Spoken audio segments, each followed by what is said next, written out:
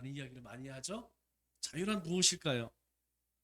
자유라는 것은 누구에게도 구속되지 않고 내 마음대로 할 수 있는 그런 상태를 이야기하죠. 우리가 누군가에 매여 있다면 자유한 게 아니죠. 그러면 내가 하고 싶다고 해서 내 마음대로 다 하는 것, 그게 자유일까요? 그게 자유가 또 아니죠. 우리가 정한 법 테두리 안에서 구속되지 않고 내 마음대로 할 수 있는 것, 그것을 우리가 자유라고 이야기를 합니다. 그러면 우리는 자유인일까요? 아니면 속박인일까요? 네, 우리는 자유인입니다. 동시에 속박인이죠. 왜냐하면 우리는 하나님을 믿는 사람들이기 때문에 우리는 이 땅 가운데에서 내 마음대로 살아갈 자유가 있어요. 그러나 그것이 참된 자유가 아니라 우리의 자유는 하나님의 말씀 안에서의 자유를 이야기하죠. 그러니까 내가 하고 싶은 대로 그렇게 살아가는 것이 아니라 하나님의 말씀 그 테두리 안에서 사는 그런 자유를 누리며 살아갑니다. 그래서 이러한 것들을 구속되었다라고 이야기하죠. 우리가 구원받았다는 것은 그런 의미를 담고 있습니다. 우리가 구원을 받았다라는 것은 이제 하나님의 말씀 안에서 우리가 자유를 누린다라고 하는 그런 의미를 갖죠. 우리가 그릇을 만드는 사람은 그릇을 만들 때에 용도에 맞추어서 큰 그릇도 만들고 또 조그만 그릇도 만들어서 필요할 때 사용을 합니다. 우리는 하나님께서 쓰시려고 이 세상에 보낸 사람들이에요. 하나님께서는 말씀으로 세상을 창조하시고 그리고 그 세상을 아담에게 맡기셨습니다. 마찬가지로 하나님께서는 이 세상을 주관하시지만 이 세상의 모든 일들은 바로 하나님이 보낸 사람들을 통하여서 하나님 일을 해가신다는 것이죠. 그래서 어디에 어떻게 쓰시든 그것은 하나님의 맘대로이고 또 언제 어떻게 쓰시든 그것도 하나님의 맘대로라는 것이죠. 그것이 구속되었다, 구원받았다는 의미입니다. 내가 구원받았다고 하여서 이제 내가 구원받았으니까 이제 내 마음대로 살자, 이게 아니고 이제부터는 하나님의 말씀과 하나님의 인도하심을 따라 사는 그 삶을 구원받았다라고 이야기를 하는 것이죠.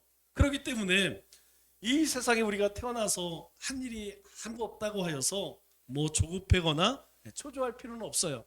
왜냐하면 하나님께서 우리를 부르시고 우리를 구원하셨다면 우리를 통해서 하나님 나라 일을 행하실 것이기 때문입니다.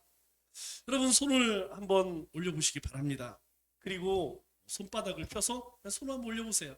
손을 펴서 여러분 손바닥을 한번 천천히 쳐다보시기 바랍니다. 여러분 어떻습니까? 우리 손 늘 사용하지만 이렇게 손을 펴서 보면 좀 새롭죠. 깨끗한 손도 있고 굳은 살이 배긴 손도 있고 상처가 있는 손도 있을 것이에요. 자, 손을 내리시기 바랍니다. 우리의 손이 지금은 깨끗해 보이죠. 그런데 하나님 말씀에 비추어 보면 우리의 손은 굉장히 더럽고 추악할 수밖에 없습니다. 오늘 본문의 말씀의 경고를 우리가 다시 한번 기억하기 바랍니다. 8절 말씀을 보니까 이렇게 우리에게 말씀합니다. 그 악인은 자기 죄악으로 말미암아 죽으려니와 내가 그의 피를 내 손에서 찾으리라. 이 말씀은 하나님께서 우리에게 주신 말씀 가운데에 이 전도에 관해서 우리 개인의 책임을 물으시는 우리가 기억할 만한 가장 강력한 말씀 가운데 하나입니다.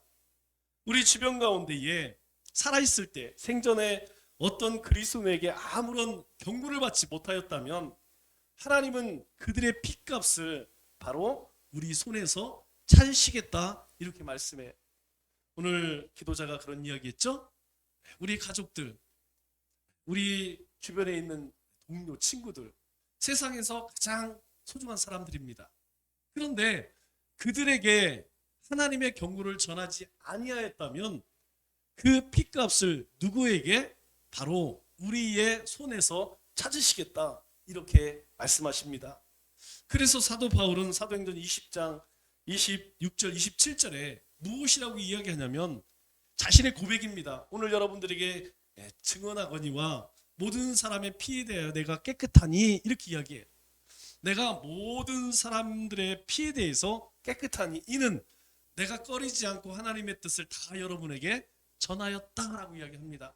즉 사도 바울은 자기가 가면 매 맞을 거 알았어요. 자기가 가면 감옥에 갇힐 줄 알았습니다. 사람들의 환영을 받지 못할 줄 뻔히 알고 있었어요. 그럼에도 불구하고 그는 가는 곳마다 목숨을 걸고 주 예수를 믿으십시오. 그래야 삽니다. 그렇지 않으면 모두 멸망당합니다. 라고 담대하게 복음을 외쳤다는 것이죠. 그래서 그의 고백이 무엇입니까? 여러분에게 증언하거니와 내가 여러분들에게 자신 있게 이야기합니다. 나는 모든 사람의 피에 대해서 나는 깨끗합니다. 그렇게 고백을 하는 것이죠. 바울의 손에는 복음을 전하지 않거나 경고하지 않은 사람의 피가 단 한 사람도 없다 그렇게 이야기해요. 여러분 이 말의 의미가 뭡니까? 자신이 만나는 모든 사람들에게 항상 먼저 예수님 믿으십시오 라는 이야기를 했다는 것이죠. 그런데 정말 안타까운 사실은 이런 승리의 모습을 주님 앞에 보일 수 있는 사람이 그리 많지 않다는 거예요. 오히려 우리들 대부분은 슬픔과 수치 가운데 피에 젖은 손으로 주님 앞에 설 것이라는 것이죠. 여러분 우리가 몰랐을 때는 괜찮습니다. 성경은 항상 우리에게 너희가 모르고 행했을 때는 하나님께서 그것을 다 용인해 주신다는 것이죠. 심지어 살인까지도 과실로 치사하였다면 도피성을 만들어서 살게 하셨습니다. 그러나 알고도 행한 것은 반드시 죽으리라, 반드시 그에 대한 대가를 치러야 한다 그렇게 말씀하죠. 여러분 우리가 몰랐을 때에는 전하지 못할 수도 있겠죠. 그러나 알고도 우리가 경고하지 않거나 알고도 전하지 않은 것에 대해서는 성경이 뭐라고 이야기합니까? 그 핏값을 바로 우리의 손에서 찾겠다 이렇게 말씀하십니다. 왜 그럴까요? 7절 말씀을 보니까 이렇게 이야기를 합니다. 내가 너를 이스라엘 족속의 파수꾼으로 삼음이 이와 같으니라. 우리를 하나님께서 무엇으로 부르셨다고요? 파수꾼으로 부르셨다는 거예요. 파수꾼이 무엇입니까?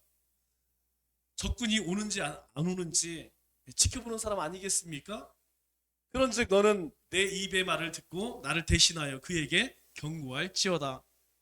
그렇기 때문에 너는 내 말을 잘 듣고 나를 대신해서 경고하라는 것이에요.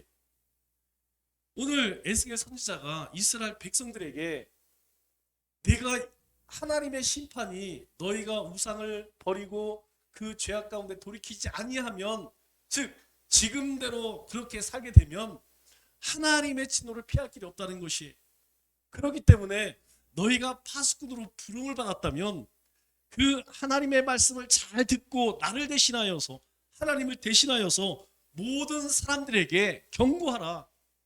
지금 돌이키지 아니하면, 하나님을 온전히 섬기지 아니하면, 예수님 믿지 아니하면 반드시 파멸한다, 망한다는 것이죠. 그동안 우리는 이 전도의 기회와 의무에 사실 어떻습니까? 너무나 무관심했다는 것이죠. 그렇기 때문에 우리의 손은 이미 피로 얼룩져 있다는 것이에요. 여러분 기회가 무엇입니까? 기회는 항상 기다려주는 것이 아닙니다. 여러분들에게도 한번 말씀드렸죠. 네덜란드 우리 암브란트 미술관에 가면 기회라고 하는 조각이 있어요.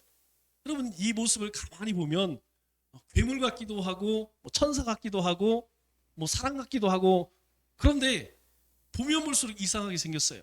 일단 날개가 있죠. 그런데 머리가 앞에는 있어요. 뒤통수는 없습니다.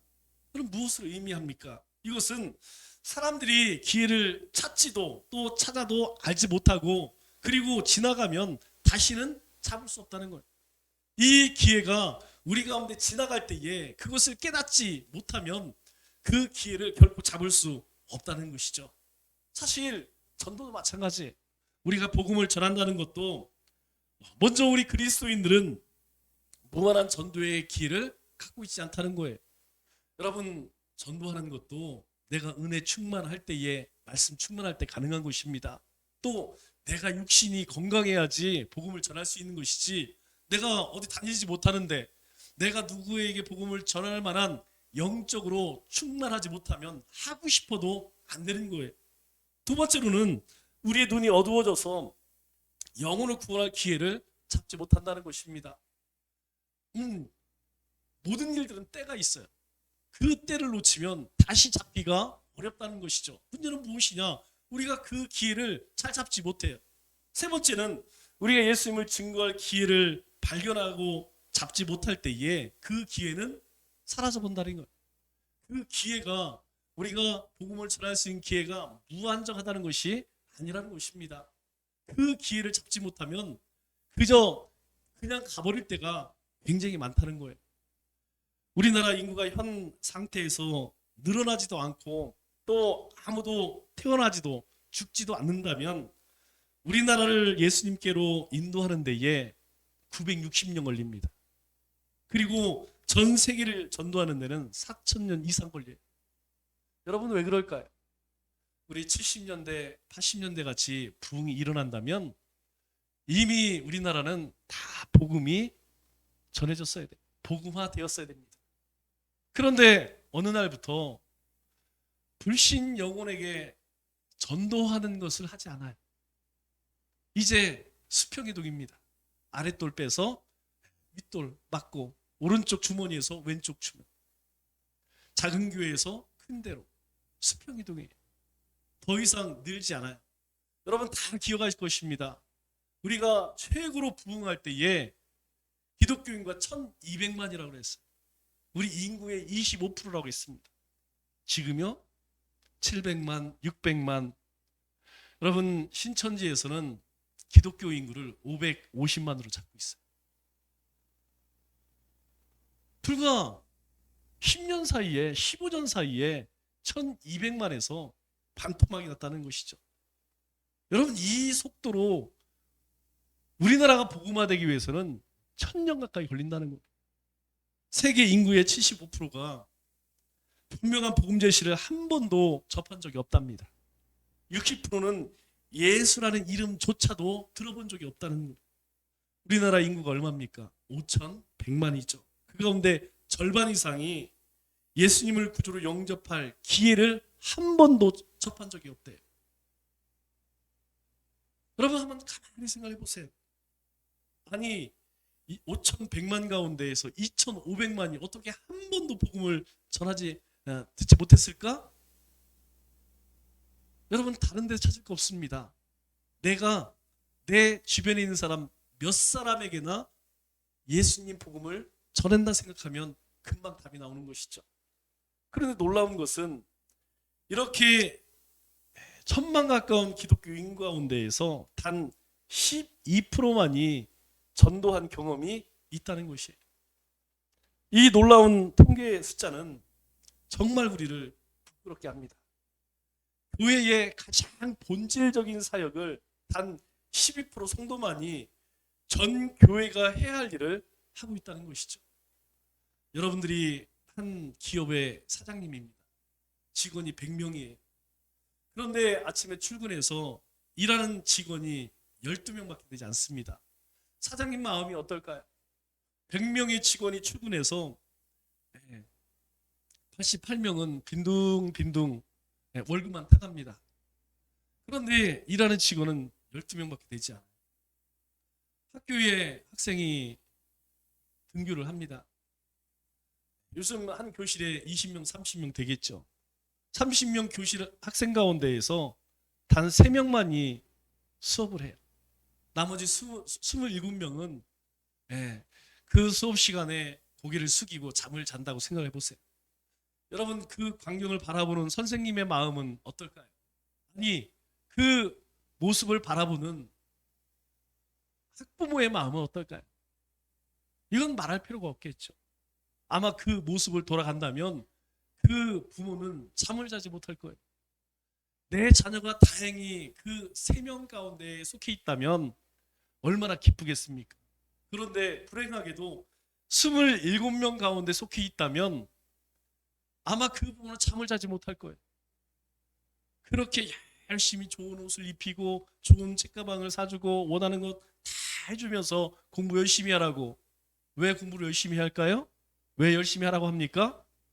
미래가 달려있기 때문에. 미래가 달려있기 때문에. 확률적으로 나와 있어요. 중학교 졸업한 사람이 택할 수 있는 직업이 5천 가지입니다. 고등학교를 나온 사람은 10,000가지래. 대학을 나오면 20,000가지랍니다. 내가 선택할 수 있는 폭이 더 많아지기 때문에 우리 자녀들이 더 많이 배우면 더 많이 선택할 수 있는 기회가 생기기 때문에 그렇게 자식을 키우기 위해서 애를 써요. 그런데 학교에 가서 잠잡니다. 그 모습을 부모가 본다면 여러분 얼마나 마음이 아프겠습니까? 이 숫자 앞에서 우리는 슬프고 안타까운 현실을 말해주고 있어요. 아직도 우리 주변에는 교회에 가본 적이 복음을 들어본 적이 없는 사람들이 널려 있습니다. 여러분 궁금하시면 길에 요 앞에 오늘 집에 가시면서 아무나 상관없습니다. 만나서 물어보십시오. 거의 90%는 몰라요. 예수가 누군지 몰라요. 하나님 누군지 몰라요. 비록 교회가 한 집 건너 하나씩 있다고 하나 누가 출석을 합니까? 주일 아침에 가끔이라도 주일학교에 나가는 아이들은 100명 가운데 2명밖에 되지 않습니다. 주일 아침에 하나님의 말씀을 듣기 위해서 예배에 참석하는 사람은 100명 가운데 14명밖에 되지 않아요. 오후 예배, 저녁 예배에 참석하는 사람은 100명 가운데 5명밖에 되지 않고 수요 예배에 참석하는 사람은 100명 가운데 3명도 채 되지 않습니다. 이것이 어느 도시, 어느 동네를 가봐도 거의 비슷하다는 겁니다. 우리 주변에 수많은 사람들이 태어나고 죽지만 소위 성경을 믿고 성경 말씀을 실천한다고 말하는 우리에게서 복음의 메시지를 들어보지 못한 사람들이 우리 주변에는 실제로 엄청나게 많다는 것이에요. 제가 오늘 아침에 우연히 유튜브를 딱 여니까 AI가 뭐 이렇게 자동으로 뜨게 하잖아요. 그 6개의 화면 중에 하나가 선한복자교회더라고요. 그럼 유기성 목사님이라고 들어보셨죠? 제가 그 인터넷 예배 드리는 거 보려고 하는 것이 아니고 그걸 보는 순간 아래 몇 명이 시청하나를 보니까 21,000명이 접속에 있더라고요. 교회 가기 싫어요.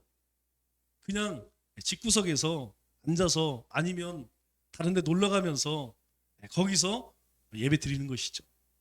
그리고 스스로 위안을 받습니다. 나는 오늘 하나님 앞에 예배 드렸어. 그러면서도 우리는 하나님을 모르는 사람들에게 뭐라고 얘기합니까? 우리는 크고 영광스러운 복음이 그 복음을 나는 믿는다. 나는 그 하나님을 믿는다. 나는 그 예수님을 믿는다. 그렇게 우쭐거리며 자랑하고 있다는 것이죠. 우리는 사도 바울처럼 자랑스럽게 외칩니다. 로마서 1장 16절에 사도 바울이 뭐라고 외치죠? 내가 복음을 부끄러워하지 아니하노니 이 복음은 모든 믿는 사람에게 구원을 주시는 하나님의 능력이 됨이라. 이 말씀을 듣고 그래, 내가 바로 그런 사람이야. 내가 그런 은혜를 입었어. 우리는 우리의 복음이 영혼을 구원하며 삶을 변화시키고 사회적 질병을 치료하고 또 모든 인간의 궁극적 필요를 채워주고 마귀를 물리치고 하나님께 영광을 돌린다고 믿고 주장합니다. 그러나 이상하게 우리는 이 복음 전파하기를 꺼려요. 이상하게 복음 전하는 것을 싫어합니다. 아주 부담스럽게 생각한다는 것이죠. 또 우리는 이 기적을 일으키는 이 복음을 세상에 전하기 위해서 100원짜리 동전 하나 쓰는 것도 아까워하고 또 문자 하나 보내는 것조차 귀찮아합니다. 어떻게 할 수 있냐고요? 우리 예심 생활 전도를 보면 압니다. 매 주마다 18개에서 20개의 전도지를 여러분 들어오고 나가시는 로비에 갖다 놓죠. 지난주에 5개가 나갔더라고요. 15개가 남았습니다. 여러분 그것이 그렇게 힘든 일일까요? 그것이 그렇게 고통스러운 일일까요? 우리는 사람을 살리고 영혼을 구하는 복음이 우리의 삶의 사명임을 알면서도 손가락 하나 까딱하지 않고 한마디도 하지 않으며 한 발짝도 움직이려고 하지 않는다는 것이죠. 9절 말씀 한번 볼까요? 9절 말씀에 우리에게 이렇게 이야기합니다. 그러나 너는 악인에게 경고하여 돌이켜 그의 길에서 떠나라고 하되 그가 돌이켜 그 길에서 떠나지 아니하면 그는 자기 죄악으로 말미암아 죽으려니와 너는 내 생명을 보존하리라. 우리에게 전하라는 것이죠. 그러면 그 사람이 돌이키지 않으면, 그 사람이 예수님 믿지 않으면, 그 부인하는 것을 믿지 않으로 인하여서 그 사람이 자신이 자기 죄악으로 말미암아 죽는 것이에요. 그런데요, 그건 그 사람의 일이고 우리는요, 너는 네 생명을 보존하리라. 내가 전하지 않으면 그 핏값을 내 손에서 찾겠지만 네가 전해서 그 사람 믿지 않으면 너는 생명을 보존하리라. 왜 우리가 보는 사람마다 예수 믿으시오, 예수 믿어야 합니다, 왜 얘기할까요? 바로 이것 때문이라는 거예요.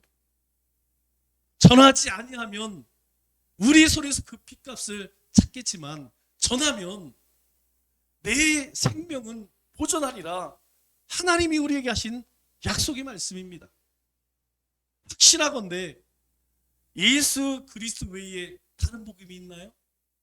여러분, 예수님 안 믿고 구원받을 길이 있나요? 없다는 것이죠. 우리 사도행전 4장 12절에 뭐라고 우리에게 경고합니까? 다른 이로서는 구원을 받을 수 없나니 천하 사람 중에 구원을 받을 만한 다른 이름을 우리에게 주신 일이 없습니다. 예수님 외에는 구원할 길이 없다는 거예요. 그러면 전하지 않는데 어떻게 듣겠습니까? 물론 그 중에는 아주 특별한 하나님의 음성으로 하나님의 전을 찾는 사람들이 있어요. 여러분, 이런 사람은 100명에 하나, 1000명에 하나 있을까 말까 합니다. 여러분, 듣지 않고, 복음을 듣지 않고 어떻게 예수님을 믿겠어요? 요즘 넷플릭스라고 했죠? 아주 유명한 다큐멘터리가 지금 장안의 화제예요. 뭡니까? 나는 신이다. 나는 신이다. 첫 번째 방송 때에는 JMS 정명석에 대해서, 그리고 두 번째로는 아가동산의 김기순에 대해서 방송을 했는데 난리가 났어요. 여러분, 저도 다 보지 않고 하이라이트만 보았는데, 여러분, 그 안에 수많은 사람들 놀라운 거예요. 뭐 연세가 많으셔서 정신이 없으신 분들 그럴 수 있다고 해요. 판단력이 많이 떨어졌으니까. 아주 어린 아이들, 뭐 초등학생들, 그렇다면 이해가 됩니다. 그런데 거기 빠진 사람들이 어떤 사람들이에요? 이상한 사람 하나도 없어요. 다 지극히 정상적인 사람입니다. 그 중에는 수많은 청년들도 있어요.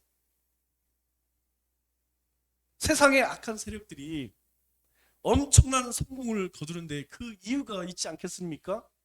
여러분, 왜 이단들이 부흥할까요? 저는 그렇게 생각합니다. 이것이 이스라엘 시대처럼 오늘날에도 여전히 무관심하고 부성실하고 부주의하게 하나님의 말씀을 믿는 성도들이 수박 거달기식으로 복음을 전하기 때문에 이 세상의 우상 숭배적인 이 이단 사이비들이 독버섯처럼 번성한다고 생각해요. 여러분, 그곳에 진리가 있나요? 그곳에 생명이 있나요? 여러분, 이단에 빠진 사람들은 그 심령의 삶이 온통 피폐해져서 결국 사람의 모습으로 살아가지 못합니다. 그럼에도 불구하고 왜 이단들이, 이단 사비가 그렇게 부흥할까요? 이상하지 않습니까? 우리가 경고하지 않았기 때문에, 우리가 세상 사람들 향해서 이것이 진짜입니다, 진짜 구원은 예수님에게 있습니다 라는 것을 전하지 않았기 때문에 그들은 무엇이 진짜 구원자이고 누가 진짜 이단인지 분별하지 못합니다. 에스겔 34장 5절에 우리에게 이렇게 말씀하죠. 목자가 없으므로 그것들이 흩어져서 모든 들짐승의 밥이 되었도다. 누가요? 이스라엘 백성들이, 하나님의 택한 백성들이 모든 들짐승의 밥이 되었다. 사탄의 밥이 되었다. 그 얘기 아니겠습니까? 여러분 누구의 책임일까요? 여러분 누구의 책임일까요? 바로 우리 책임이라는 거예요. 그래서 오늘 8절에 뭐라고 이야기합니까? 내 손에서 찾으리라. 내 손에서 찾으리라. 그래서 우리의 나태함 때문에 어느 날 피로 얼룩진 손으로 하나님 앞에 서야 한다는 것입니다. 우리가 이 말씀을 잘 기억해야 한다는 거예요. 우리 에스겔 34장 7절 8절에 우리에게 뭐라 경고합니까? 목자들아 여호와의 말씀을 들을지어다. 여러분 목자가 누굴까요? 우리 아니겠습니까? 하나님의 뜻을 깨달은 자들, 들을지어다. 주 여호와의 말씀에 내가 나의 삶을 두고 맹세하노라. 내 양떼가 노락거리가 되고 모든 들짐승의 밥이 된 것은 뭐가 없어서? 목자가 없기 때문이라. 내 목자들이 내 양을 찾지 아니하고 자기만 먹이고 내 양떼를 먹이지 아니하도다. 하나님이 은혜 베푸니까 어떻게 합니까? 자기 양떼만. 예수님을 통하여 하나님 은혜 베푸셔 구원시켜 놓으니까 맨날 구하는 것이 뭡니까? 성공하게 해주세요. 출세하게 해주세요. 잘되게 해주세요. 복받게 해주세요. 자기만 먹이고 하나님 양떼, 하나님이 찾으시는 생명의 일은 관심이 없다는 것이죠.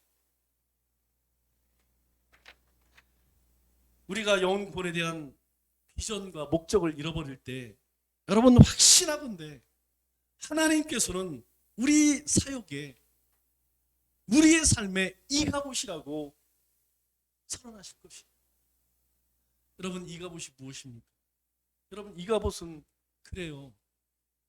엘리 제사장이 사사로 있을 때에 이제 두 아들이 블레셋과의 전쟁에서 매일 패하니까 뭘 들고 나갑니까? 하나님의 언약궤를 들고 나가요. 야, 우리가 이것만 들고 나가면 저 블레셋은 아무리 칠 수 있어. 그런데 홀딱 빼앗겼습니다. 빼앗겨버렸어요. 하나님의 임재의 상징인 언약궤를 블레셋에게 빼앗겨버립니다. 그 소식을 듣고 엘리 제사장이 뒤로 넘어 목이 부러져서 죽죠. 여러분 그것으로 끝납니까? 두 아들, 그 아들의 아내가 임신하였는데 그 아내가 아이를 낳아요.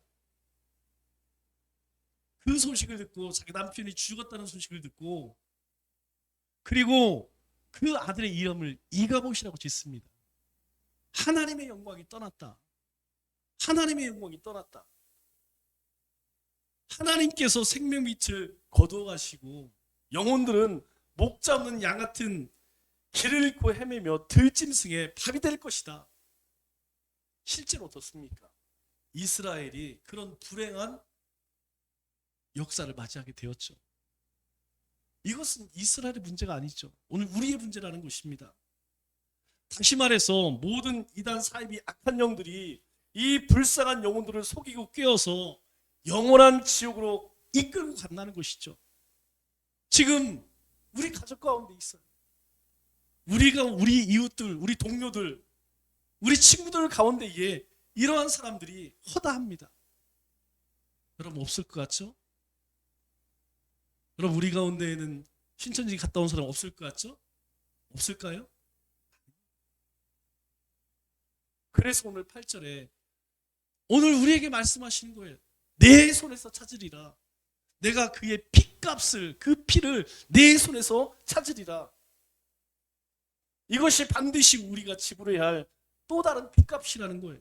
그리고 우리가 하나님 앞에 설 때에 우리의 피로 물든 손과 그리고 무서운 후의 가책들이 주님의 심판의 보좌 앞에서 더 이상 되돌릴 수 없다는 것입니다. 사랑하는 성도 여러분, 잃어버린 영혼에 대한 전도를 게을리할 때에 이렇게 무서운 대가를 치러한다는 거예요. 우리의 손에 피가 묻어 있는 또 다른 이유가 무엇입니까? 기회가 있을 때에 경고하지 않았다는 것이죠. 여러분, 하루에 몇 명이 죽을까요?